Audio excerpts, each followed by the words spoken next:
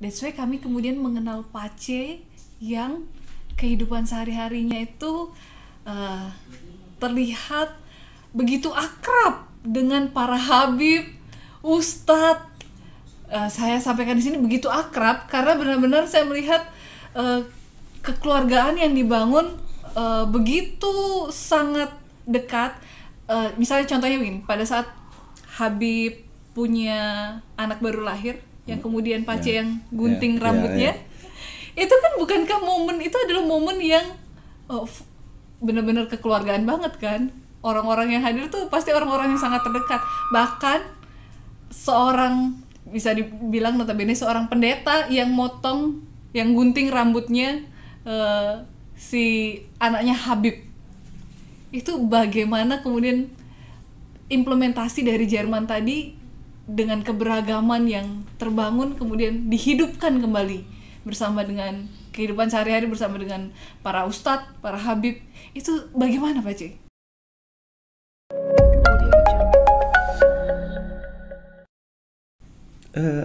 Bagi saya sebenarnya tidak sulit, karena pengalaman misalnya di keluarga, bahwa kami berasal dari keluarga yang sebagian besar malah keluarga kami Muslim. Di keluarga kami lalu punya pengalaman pribadi bersama keluarga, misalnya di zaman-zaman susah di awal tahun 70-an ketika situasi masih kacau sebagai akibat dari DITI, Kar Musakar waktu itu kan masih ada ketakutan, sehingga seringkali ada banyak keluarga yang kemudian keluar dari kampung-kampung, dari pedalaman itu datang, kita ngumpul di rumah itu dan tanpa harus membedakan mana agamanya apa dan segala macam. Lalu juga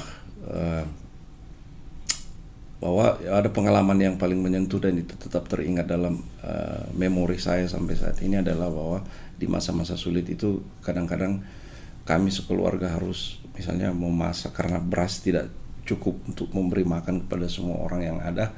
Jadi berasnya itu dibanyakin air jadi seperti bubur, lalu supaya kita cukup makan. Lalu lauknya itu adalah ikan asin yang kecil, jadi digigit sepotong ada rasa asinnya, baru dimakan dengan bubur pelan-pelan. Nah, tapi yang repot kami ini anak kecil kadang-kadang bangun tengah malam menangis karena perutnya sudah bunyi keroncongan kan tengah malam misalnya. Cukup panjang itu. Iya kan, tapi pengalaman-pengalaman seperti itu adalah bagian fase dari kehidupan di mana kemudian lalu sangat membentuk pandangan hidup. Betul.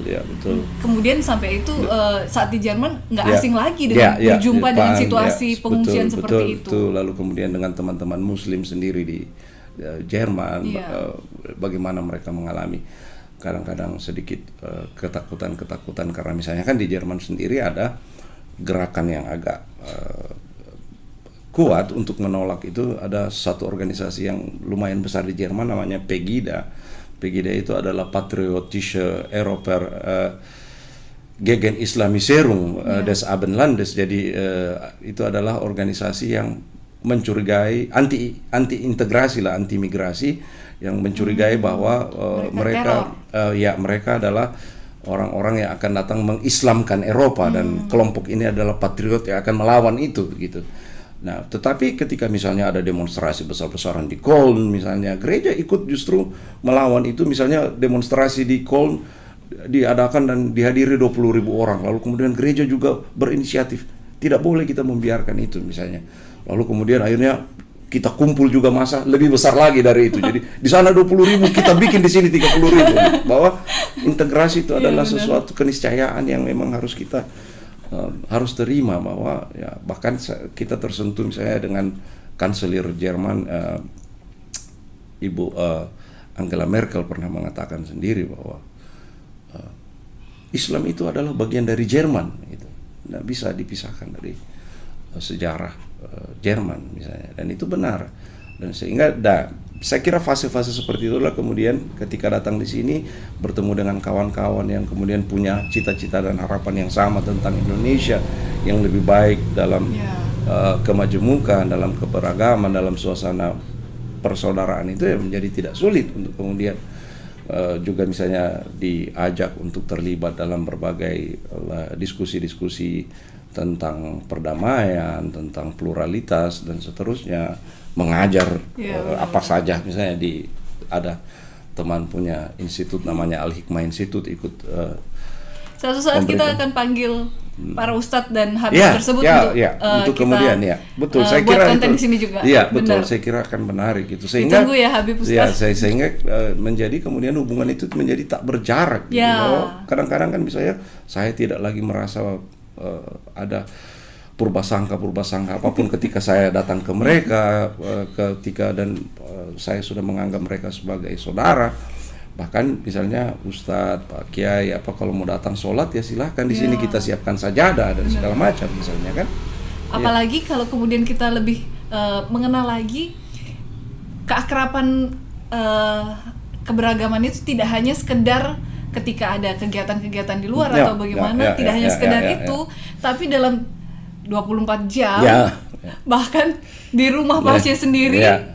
Tinggal bersama itu tadi yang kita bilang, anak-anaknya Pace ini banyak. Salah satunya di rumah sendiri 24 jam bersama dengan kakak-kakak yang dari agama lain, agama Islam ya Pace ya. Itu gimana Pace? Maksudnya kalau misalnya kita 24 jam sehari itu kan benar-benar aslinya banget kan Pace. Pasti kemudian bagaimana menumbuhkan saling menghargai dalam benar-benar keseharian kita, daily activity yang benar-benar ini. Jarak itu kan menjadi persoalan ketika tidak ada perjumpaan. Tapi ketika ada perjumpaan, kemudian itu menjadi tak berjarak gitu. Apalagi kemudian jadi meniadakan kecurigaan-kecurigaan, meminimalisir purba-sangka yang kemudian memang tidak perlu sebenarnya. Karena memang mereka sudah mengalami kehidupan dalam perjumpaan bersama, malah mereka saling mengingatkan, sekalipun kadang-kadang juga saling bercanda atau bahkan saling ejek misalnya. Tapi kan dalam suasana persaudaraan dan tidak ada yang harus merasa tersinggung. Bahkan teman-teman yang lain biasa mengingatkan sholat misalnya kan, jangan lupa misalnya kan. Justru urusan makan Pace, pasti kan ada yang bisa dimakan dan itu dia. Sedikit. Nah, kami agak strict di sini bahwa tidak boleh membawa daging babi, daging babi di rumah ini karena kami menghargai mereka. Kalau kalian mau makan di luar sana. Kalau kalian mau makan di luar sana ya, enggak boleh. Itu kita jaga. Jangan sampai kemudian justru hanya gara-gara perut, leher, lalu kemudian kita menjadi berjarak. Ya, jadi kita punya aturan satu di sini. Yang lain itu ya. Benar-benar ini bisa menginspirasi, menjadi role model bagaimana jarak itu tadi, gap itu tadi yang kemudian bisa menimbulkan purba sangka akhirnya benar-benar dihilangkan. Benar-benar hidup bersama, saling menghargai yang dibangun. Saya melihat di sini ada semacam Pace tidak hanya mengimplementasikannya bagi diri Pace, tapi juga menciptakan bibit-bibit lain yang anak-anak lain yang kemudian melihat dan merasakan sendiri bagaimana kehidupan itu, dan pastinya itu akan sangat berarti untuk jejak kehidupan selanjutnya. Jadi saya melihat benar-benar Pace tidak hanya mengimplementasikan itu saja, tapi benar-benar mengkader. Tadi saya istilahnya lupa, mengkader banyak pihak. Itu luar biasa Pace, benar-benar sesuatu yang dapat berdampak besar nantinya. Iya, karena bagi saya bela rasa perlu kadang-kadang kita juga mengambil posisi semacam ada upaya-upaya untuk transposisional pada diri kita, bahwa kita mengambil posisi pada orang lain. Bagaimana kalau kita dibegitukan, bagaimana kalau kita diperlakukan tidak enak oleh orang lain, atau bagaimana ketika kita merasa menjadi kelompok yang kecil tetapi kemudian kita diterima, kita dihargai, kita tidak dianggap sebagai yang lain misalnya, dan hal-hal seperti itu. Nah, kenapa kemudian saya selalu menekankan kepada anak-anak bahwa kamu saat ini mungkin menjadi sangat toleran ketika kamu berada sebagai kelompok yang kecil. Tapi jangan sampai kamu menjadi penindas ketika kamu sudah berada di kelompok yang besar, gitu loh. Arogan dari mimbar, arogan dari tempat-tempat ceramah keagamaan dan seterusnya, karena kamu sudah merasa nyaman, kamu merasa bahwa kelompokmu yang besar, yang jauh lebih kuat dan seterusnya. Mungkin kamu sekarang menjadi humble, rendah hati dan seterusnya, karena kamu minoritas, karena posisi kamu minor sedikit, lalu kemudian ada mengalami inferioritas dan seterusnya. Tapi bagaimana kalau kamu ke Toraja, bagaimana kalau kamu ke Kupang, bagaimana kalau kamu ke Papua? Ya, terus kemudian kamu menjadi penindas.